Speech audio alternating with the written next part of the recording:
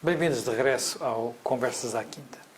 E hoje, para falar de um tema que mantém a atualidade, apesar de ser também ele uma efeméride. Há 70 anos, em junho de 1947, o secretário de Estado nos Estados Unidos, do presidente Truman, fez um discurso que é considerado o ponto de partida para aquilo que poderia ser conhecido como Plano Marshall. Um grande plano de ajuda à Europa, um plano que ajudou os Estados destruídos pela guerra a recuperarem na Europa Ocidental, porque os países da Europa de Leste não aceitaram naturalmente a ajuda dos Estados Unidos. A história desse plano é muito interessante, vamos falar um pouco dela, vamos também falar um pouco de como é que Portugal, que não participou na guerra, também acabou por beneficiar do Plano Marshall depois de alguma hesitação.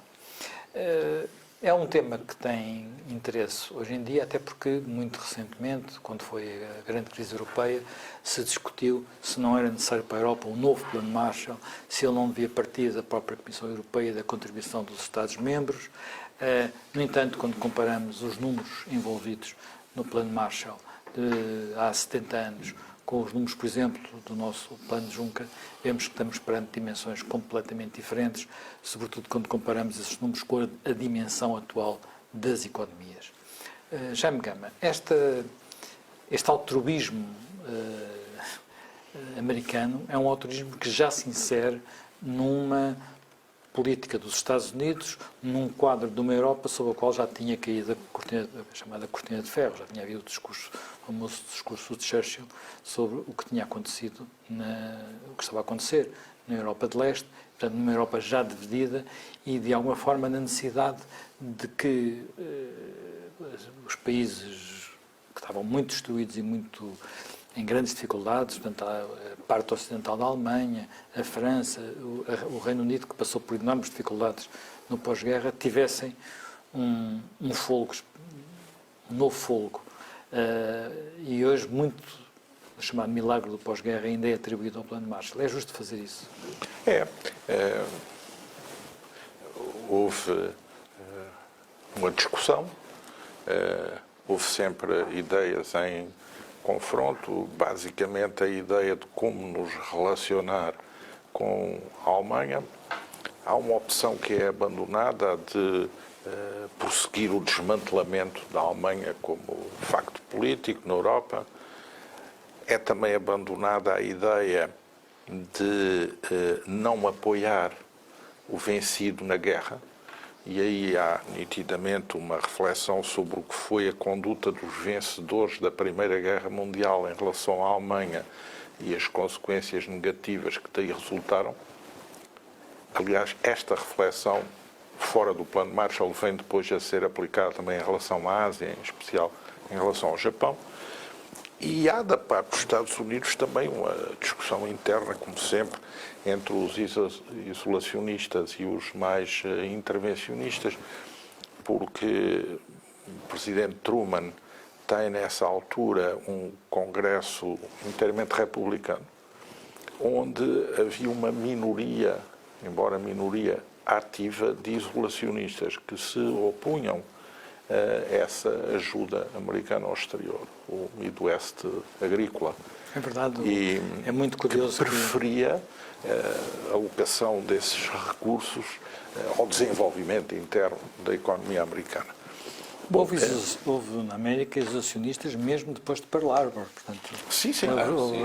O Chicago Tribune foi um jornal que manteve uma linha editorial anti-intervencionista até ao fim. A circunstância do secretário de Estado, George Marshall, ter sido um militar com várias experiências de intervenção externa na Guerra das Filipinas, depois também na Primeira Guerra Mundial, e que foi o chefe do Estado-Maior norte-americano no Departamento de Defesa durante o período da guerra, com Truman, que isso terá também ponderado na arquitetura desse projeto e no seu desenvolvimento.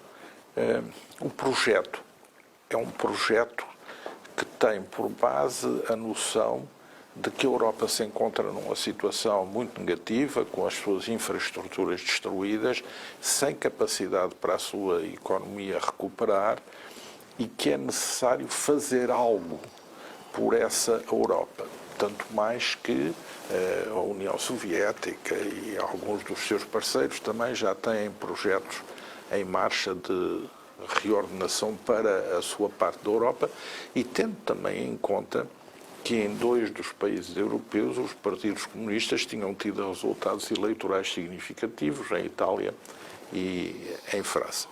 Portanto, o Plano Marshall também se insere naquilo que é a doutrina Truman do containment da expansão da União Soviética na Europa.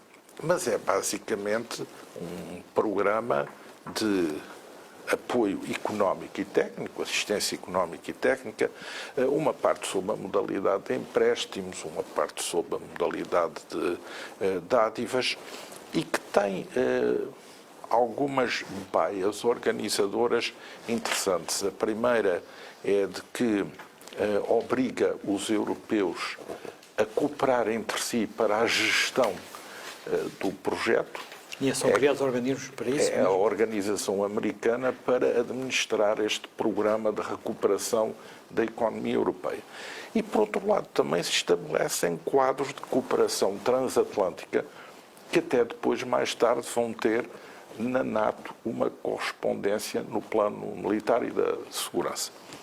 É interessante ver que há países que estão a caminhar para regimes comunistas que têm alguma sedução pelo Plano Marshall. É o caso da Polónia e da Checoslováquia. Isso preocupa muito o Stalin, que ordena a Molotov que estabeleçam um projeto concorrente, que vem depois a ser o Comecon, que é conhecido também pelo Pacto Molotov.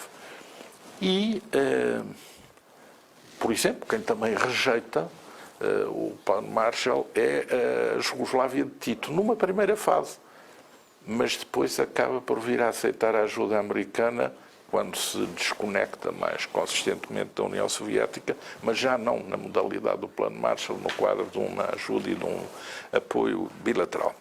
Portanto, o Plano Marshall, que tem uma duração de 4 anos mais 2, com um complemento, é, no fundo, a atribuição do que era uma capacidade da economia americana naquele momento para pôr a funcionar as economias europeias. O grande beneficiário é a Inglaterra, que, aliás, é relutante em ter a gestão do programa multilateralizada, prefere uma gestão mais individual, a França, a Itália e também a própria Alemanha. E mais outros países, ao todo foram cerca de 18 países que acabaram por beneficiar do Plano Marshall, que é considerado um plano com resultados positivos para a finalidade a que se destinava. No fim da aplicação do Plano Marshall, as economias destinatárias do Plano Marshall encontram-se em níveis de produção superiores àqueles em que se encontravam antes da guerra começar, o que revela que o programa produziu resultados. Nos Estados Unidos, o debate no Congresso é muito importante e há senadores republicanos que tomam posição clara a favor do programa. Taft, Sardenberg, Cabot Lodge, e isso é importante para consolidar também o programa. A circunstância de, entretanto, haver o golpe de Praga também faz com que o campo republicano alinhe com a proposta Truman-Marshall e o programa acaba por ser um programa bipartisan, tanto mais que é escolhido para administrador internacional do programa alguém que dava confiança aos republicanos pela forma como geria os dinheiros públicos e a ajuda externa. Jaime, há aqui uma coisa que às vezes pode parecer estranha às pessoas e sobre o qual até houve muitas ideias erradas, ou menos muitos preconceitos, enfim, não falarei em preconceito, mas uma percepção errada, que foi: porque é que Portugal, que não foi um país que tenha participado na guerra, nós ficámos fora, felizmente, do conflito, também nos foi oferecida a possibilidade de participar no Plano Marshall. Há um primeiro momento de recuso, ou pelo menos de forte hesitação e de muitas dúvidas, e depois acabamos por aceitar, já talvez não beneficiando de uma forma tão intensa como se tivéssemos entrado com mais determinação no início, mas sempre com alguma desconfiança da parte do governo e de Salazar em particular. Salazar em particular, Como é para o ministro Lombrales também. Quer dizer, vamos ver. O Salazar tinha uma desconfiança. Não é que não percebesse os Estados Unidos.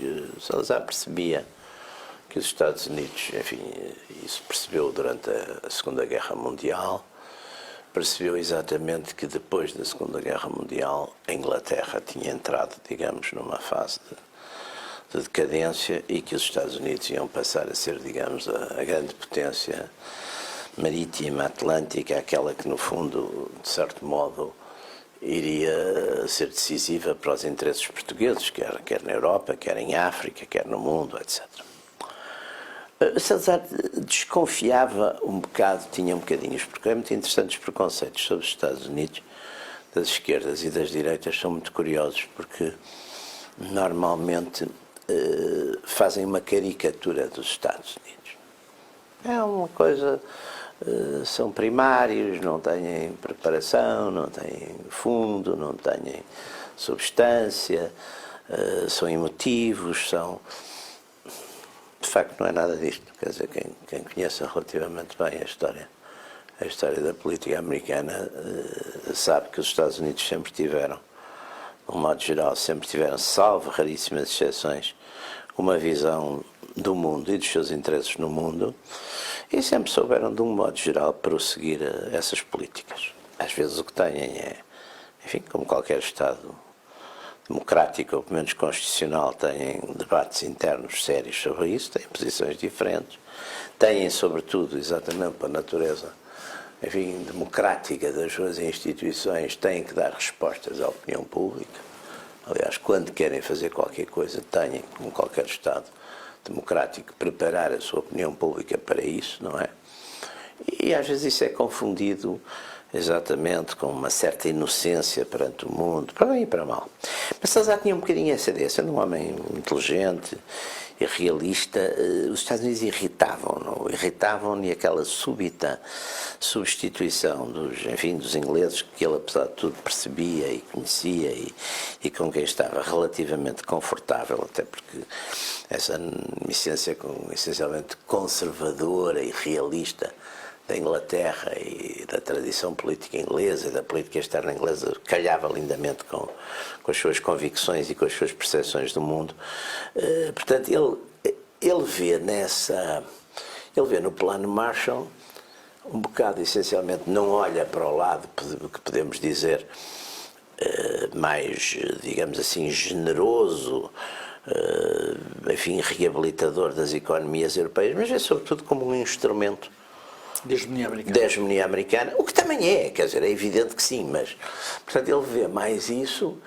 Segundo, acha que Portugal não tem uma grande necessidade disso, porque, de facto... Repara, nessa altura, não tens bem noção disso, já é difícil de imaginar, porque hoje não é assim, eu não sei se o número exato é esse, mas a economia americana sozinha representava, em termos de PIB, do mundo quase metade. Sim. No fim da guerra. Sim, essa puxou do fim da guerra com tudo. O período de maior dominância exatamente, económica. até porque foi graças à economia de guerra que os Estados Unidos saíram da depressão e tudo isso. Portanto, Salazar também tinha a noção disso, ele essas contas sabia fazer, tinha a noção disso. E de repente achou que, primeiro, não era uma coisa absolutamente necessária. Depois, os americanos também estavam a pedir coisas que ele também não estava muito disposto a dar, certos números sobre a economia. Depois que as vantagens não seriam assim tão grandes. E via, sobretudo, nisso uma certa subordinação, ou o caminho de uma certa subordinação, enfim, daquilo que ele mais prezava, que era a independência política do país e, sobretudo, a independência política, a independência que permitia tomar decisões em política externa. Ele achou que esse plano... Havia alguns entusiasmos noutros setores do país, no Ministério dos Negócios Estrangeiros, mas ele e o Ministro das Finanças, o Dr. Lombrales, na altura, de facto, são críticos, não é? E, portanto, há uma primeira fase em que praticamente não se diz abruptamente que não, mas a ideia que fica é que não se quer, não se está muito interessado. é uma coisa que não, enfim, Havia também um grande ceticismo em relação ao funcionamento multilateral. Salazar era muito, aliás, como todo o conservador, é sempre um grande, desconfia sempre das organizações multilaterais, quer dizer, acha sempre que as organizações multilaterais são normalmente uma capa para os grandes membros das organizações multilaterais depois comerem os mais pequenos. E, além disso, tem sempre uma certa repugnância quase pela retórica das organizações multilaterais. Portanto, aliás, vê-se isso. Há um texto do ministro Dr. Lombraus que ele fala nas fantasias, quer dizer, portanto, há ali houve um conjunto de circunstâncias que levou, digamos, nessa primeira fase a uma recusa. Aliás, há aqui um ponto até que eu já agora acrescentava aqui, que é muito interessante, e isso vê-se na biografia do Salazar, do Franco Nogueira. A grande obsessão de Salazar ali nos fins dos anos 40, 50, é saber até que ponto a velha política inglesa de considerar essencial para os interesses britânicos uma península com 2 estados, se os americanos irão, de certo modo, seguir isso, ou se irão pura e simplesmente achar que é indiferente para tratar tudo em Madrid ou ter Lisboa e Madrid como capitais alternativas. Isso também é muito curioso. Salazar tem sempre uma certa... Mas há uma coisa também aqui importante, e já iremos a lá, que eu acho que é interessante, que é a oferta não é feita à Espanha. A Espanha fica de fora. Não, porque a Espanha é uma espécie de regime maldito. Porque é preciso ver que enquanto Portugal, claramente, durante a guerra, acaba por estar claramente na Aliança Atlântica, a Espanha, até porque nessa política que Salazar e Franco, de certo modo, seguem com alguma discreta, mas cumplicidade, a Espanha ficou um bocadinho mais para o lado do eixo e, inclusive, chegou a enviar voluntários, que primeiro teve na Guerra Civil, teve o apoio fortíssimo, quer dizer, quer dos alemães, quer dos italianos, portanto, também tinha uma certa gratidão. Depois, Franco também, aliás, de uma forma muito hábil, é o único contributo que ele dá ao eixo, mas dá-o, e também lhe permite livrar-se assim dos elementos mais pró-fascistas ou pró-hitlerianos da sua administração, que é a Divisão Azul, onde vai todos, como voluntários, vão todos esses elementos. Portanto, a Espanha estava muito mais marcada, digamos, como um Estado pária nessa altura, não é? E havia fortíssimas. Embora aqui, por exemplo, a oposição também tivesse tentado desenvolver alguma propaganda nesse sentido e algumas expressões. E a nossa situação também não era totalmente clara, porque nós falhamos a primeira entrada nas Nações Unidas, não é? Claro, isso foi, claro, isso também não era, mas não era a mesma coisa, porque entramos para a NATO, aliás, é um bocadinho depois, em 49, mas não há dúvida que temos. Portanto, tínhamos uma certa respeitabilidade atlântica que os ingleses, apesar do governo trabalhista, os ingleses nunca rejeitaram. A Espanha depois em 53 vai ter essa clearância até mais que nós, não é? Com a visita do Eisenhower à Espanha e com as bases e tudo isso, a partir de 53, também muito devido à política do Alberto Martín Hartarro.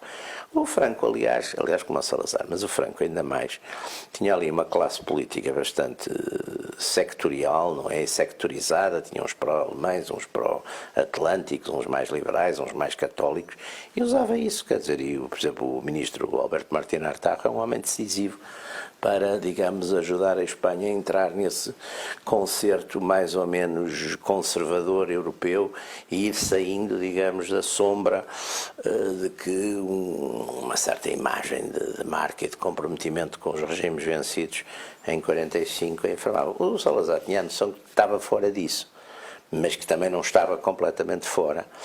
E, por outro lado, ele temia, de facto,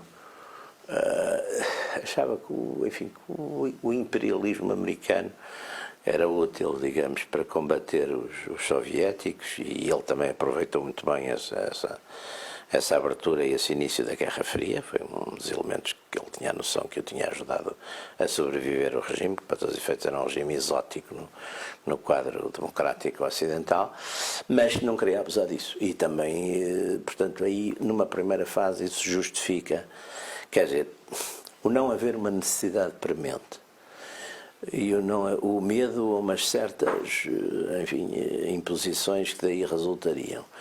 e, sobretudo, ver todo este desenho como um desenho, enfim, hegemónico do novo grande império mundial, levou, numa primeira fase, e até 48, a haver de facto ali uma forte reação, que é a entrada nos acordos de Marshall. Nós não, às vezes não temos bem ideia, ou temos uma ideia limitada do que foram os sacrifícios e as condições em que estavam muitos países da Europa na guerra. Temos a ideia de que toda a zona da Alemanha estava, as cidades destruídas e a indústria muito também destruída, que toda a zona leste, portanto, tinha sido um rolo compressor para lá e outro rolo compressor para cá, portanto, a mesma situação, que a Itália tinha sido atravessada por um exército que entrara pelo sul e tinha ido até ao norte,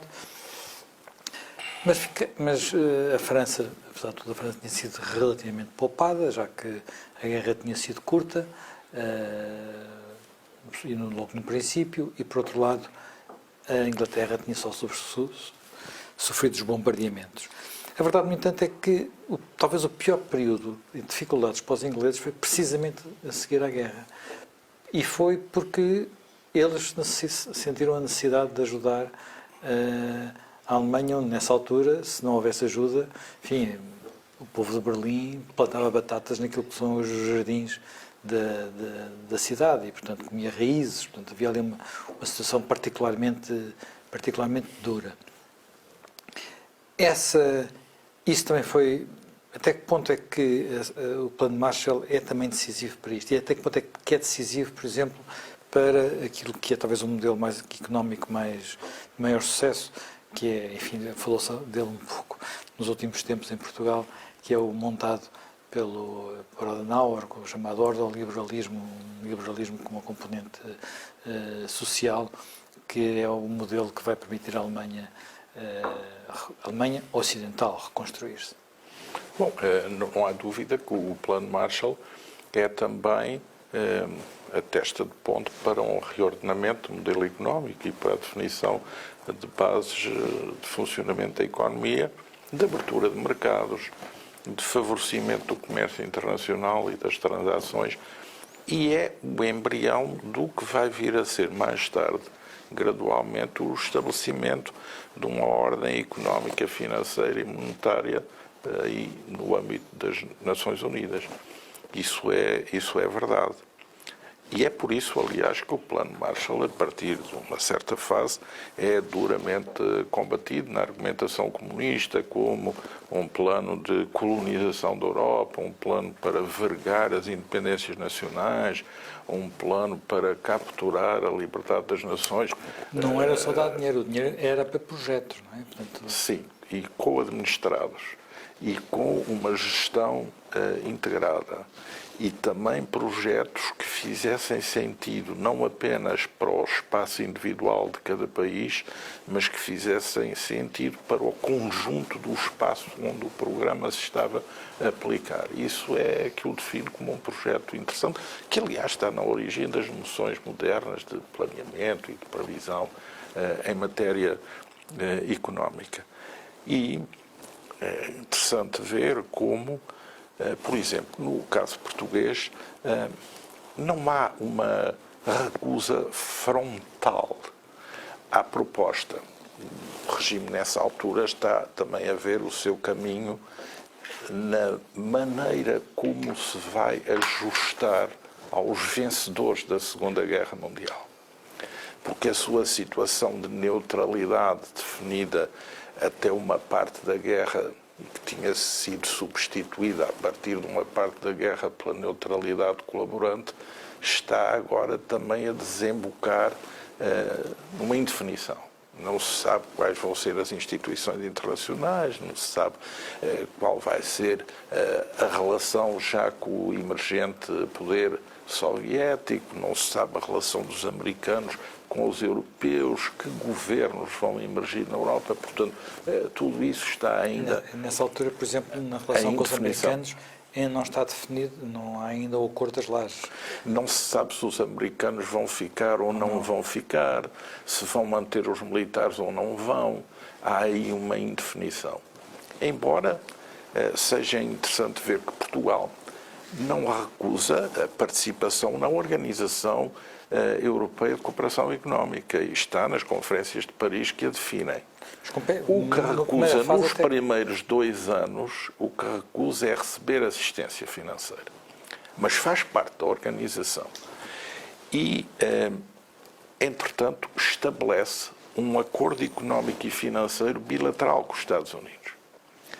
E porquê é que a posição portuguesa muda? A posição portuguesa muda porque a economia europeia está depauperada e a economia portuguesa também, porque embora Portugal não tivesse sido beligerante, a verdade é que sofreu rudemente as políticas de guerra económica dos aliados e o controle do seu espaço económico pela guerra económica dos aliados, por forma a ser mantida em mínimos vitais de funcionamento, mas não poder gerar excedentes que pudesse aplicar numa relação com a Alemanha.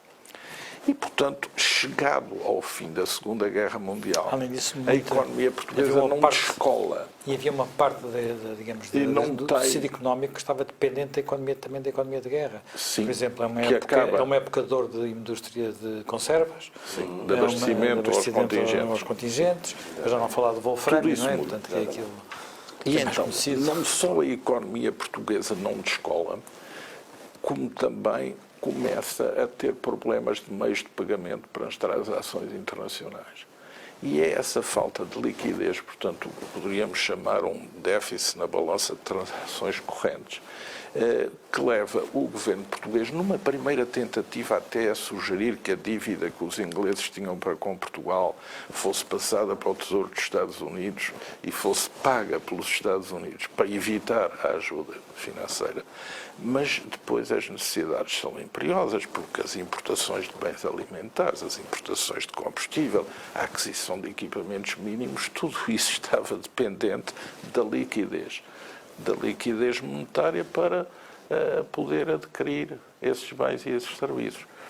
E também porque é que a liquidez está em causa? A liquidez está em causa porque, nesse momento, Portugal defronta com um problema pós-guerra, que é o do seu ajustamento à ordem monetária e financeira internacional, através do escrutínio a que é submetido com grande vigor por parte dos vencedores da Segunda Guerra Mundial quanto ao seu papel no chamado problema do ouro nazi, que é um problema que não resulta apenas do chamado ouro nazi confiscado aos judeus, tem também uma outra componente, que é a do ouro nazi, que resulta da captura dos tesouros de bancos centrais nos países da Europa Central durante a Segunda Guerra Mundial. E para se estabelecer uma ordem monetária que permitisse regular pagamentos internacionais, vários países são submetidos a um exame rigorosíssimo. A Suécia, a própria Suíça, também Portugal. E só ao fim de uma negociação longuíssima... Houve essa negociação e de vez em quando ainda emergem controvérsias. Portugal teve que entregar uma parte, não muito grande, do seu ouro para criar as condições de poder aderir à ordem monetária internacional saída da Segunda Guerra Mundial. E, portanto, nesse momento também há esse constrangimento. E, portanto, criar uma boa relação, ver até onde se pode ir e poder usufruir, é algo que é seguido. E por isso é que só 2 anos depois de arrancado o programa Marshall é que Portugal começa a receber ajuda do Plano Marshall. Não se podia considerar que Portugal tivesse sido destruído na Segunda Guerra, que não foi. E, portanto, também as necessidades e as premências eram bastante menores. Mas só a partir de 2 anos é que começa a receber. Recebe durante mais algum tempo também na extensão do Plano Marshall e depois, quando já tem meios de liquidez, novamente, meios de liquidez próprios, e quando já vê clarificada a questão do Tesouro Português, aí também cessa o recurso à ajuda técnica e financeira, embora permanecendo nas organizações, na OSCE, na OCDE, na futura EFTA, e depois até entrando também na NATO e nas Nações Unidas, e entrando no Fundo Monetário Internacional e nas outras instituições que regulam o sistema de transações internacionais e uma nova ordem monetária. Bom, é interessante ver quais as raízes desse ceticismo e dessa preocupação de Salazar para com essa ordem internacional. Eu penso que ele está também um pouco a apalpar o terreno na época, a ver se é cooptado ou não, a ver se é ostracizado como Espanha. Aliás, acho que é jogado uma política extremamente dúplice em relação à Espanha, que é sempre Portugal estender a mão à Espanha e dizer ela também deve vir, ela também deve ser aceita, mas usar o caso de Espanha para se diferenciar, dizendo nós somos menos culpados, nós somos diferentes, nós somos outra coisa. E objetivamente, isso é o objetivo, não é? Sim. Todos sabemos que a Espanha chegou a planear ocupar Portugal em caso de temos que ver, essa é que é não uma questão fundamental, é que a partir de onde a forma como o anterior regime passa a Segunda Guerra Mundial tem a ver com um problema difícil de equilibrar os ingleses e os alemães.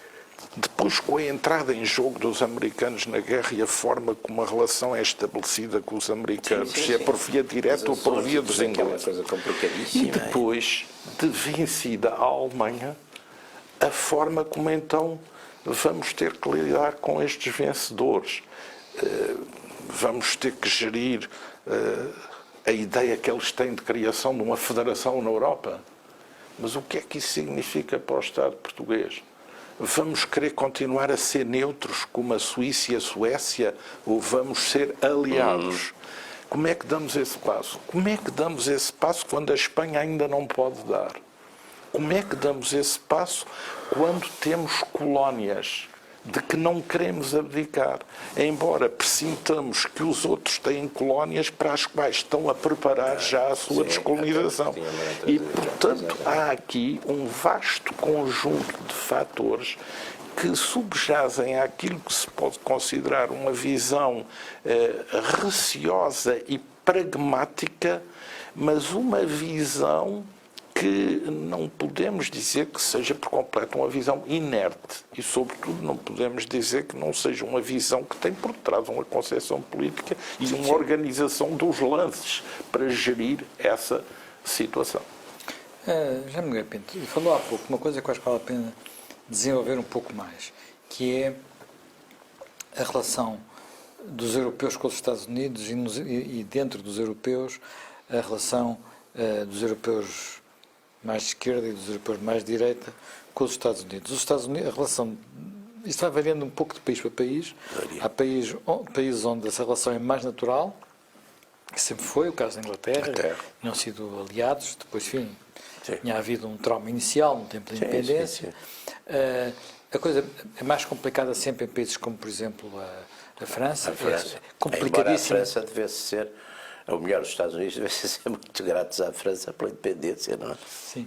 No caso da Espanha, terrível. Espanha é talvez o país europeu que tradicionalmente é mais anti-americano, e com razões pode ser. Por razões que têm a ver com 98 e, portanto, Cuba, Filipinas, portanto, com o papel que os americanos tiveram no fim do Império Espanhol.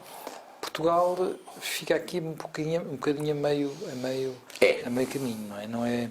É evidente que a nossa esquerda também sempre foi anti-americana, mas por razões ideológicas, a esquerda comunista é muito, não era muito. A outra não, até porque havia, nós falamos muito da dívida para com, lembro-me de várias pessoas falarem disso, a dívida, não podemos esquecer o papel dos homens que morreram na praia de Omaha, no desembarque de junho de 44, aquela praia que nós vimos depois no Soldado Ryan.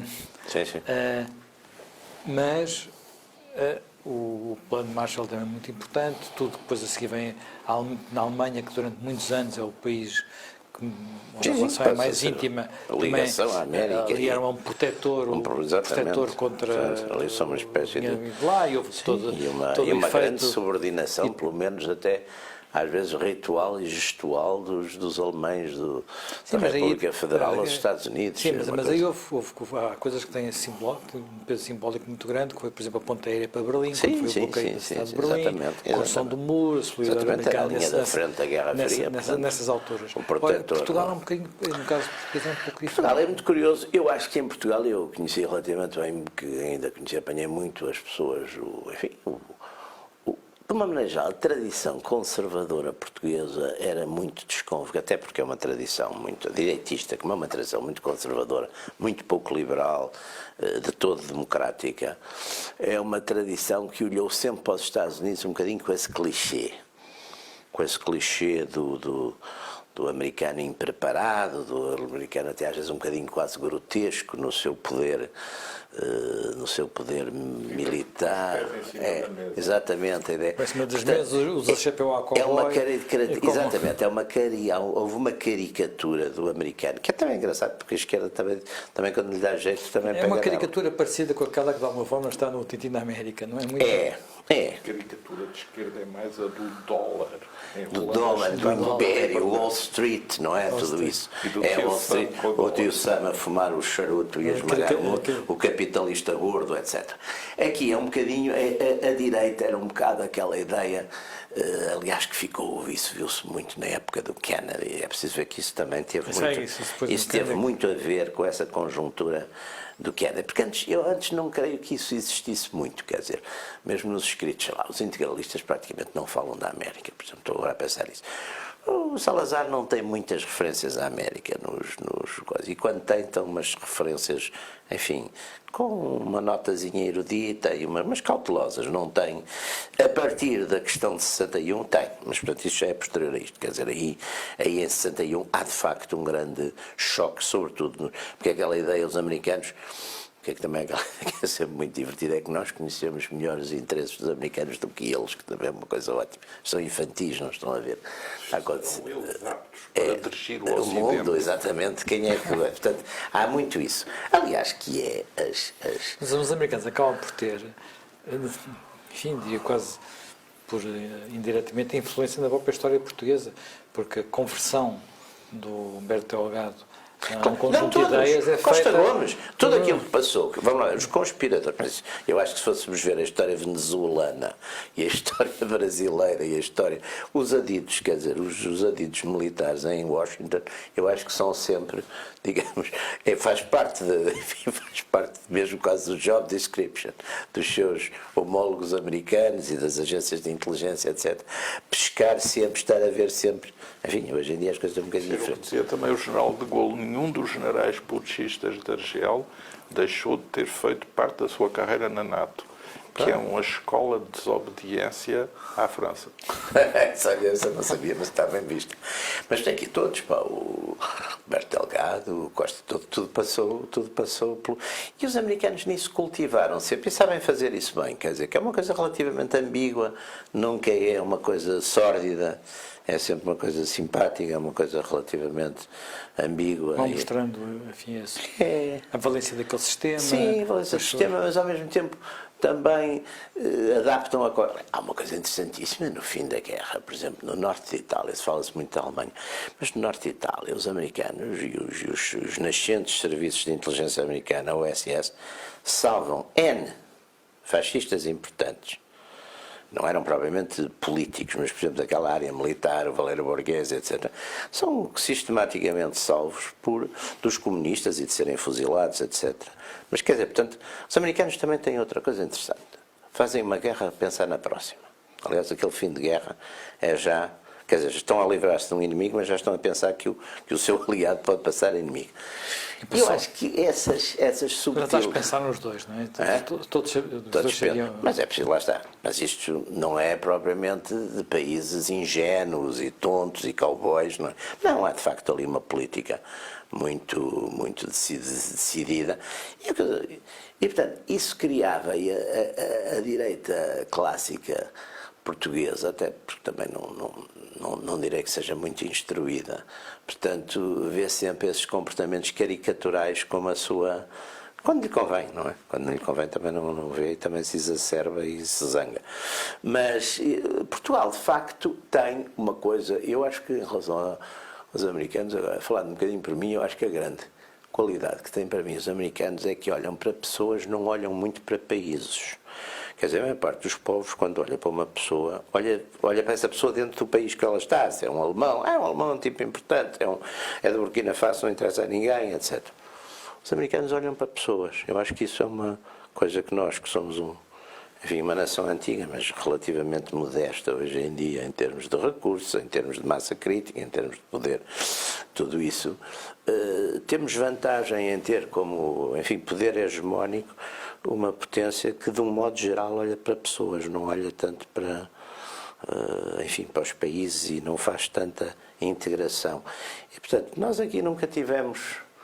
Bom, há umas imagens muito, em relação aos Estados Unidos, de um modo geral, por exemplo, nos anos 50, a imagem era bastante positiva. Eu lembro-me que mesmo o Eisenhower, por exemplo, era uma figura que aqui, mesmo nos meios conservadores do ancião regime, era um militar. O plano Marshall foi altamente positivo à época, em Portugal, porque foram 54 milhões. Em primeiro lugar, permitiram a aquisição de quê? Combustível e comida, trigo, cereais e medicamentos. E depois foram financiar projetos decisivos e criteriosamente lidos, interpretados com os olhos de hoje, criteriosamente inseridos na economia portuguesa. O programa das barragens hidroelétricas, a renovação da CP e a Sorefam, o amoníaco, o têxtil, a irrigação do Val de Sorraia, a bacia hidrográfica do Douro e também no ultramar. Exatamente. Porque a central térmica de Lourenço Marques, o Porto da Beira, a pesquisa geológica e mineira em Angola e Moçambique, a meteorologia no ultramar, que era fundamental para haver navegação aérea, e a criação de aeroportos, que existiam de forma rudimentar. Portanto, houve aí uma inserção programada de investimentos que é o que depois vai estar na origem da estruturação dos planos de fomento.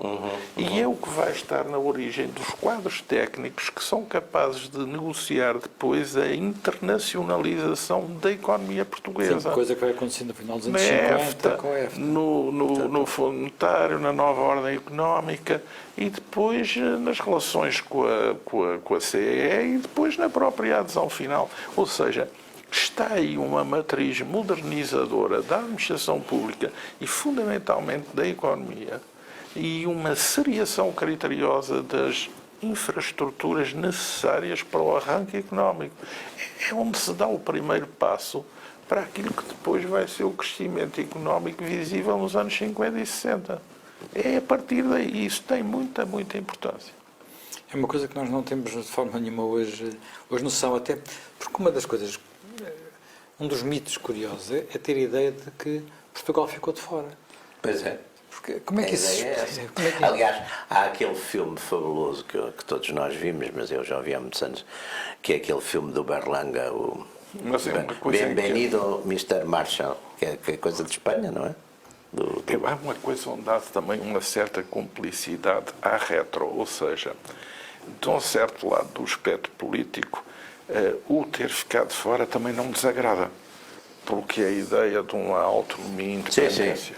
Sim. E, do outro lado, a ideia de que ficamos de fora porque era mau e porque éramos fracos para poder entrar, ou porque o programa em si mesmo também não prestava nem nos ligava nada. E, portanto, há uma espécie de cumplicidade que faz uma cortina de silêncio para irradiar esse facto da história portuguesa contemporânea. Eu já vi até coisas escritas por pessoas que tinham alguma responsabilidade, dizendo então, Salazar recusou o Marshall, não é? Pois foi. A ideia de manter o isolamento e não sei o quê. O quê? Portanto, é muito de facto, interessante.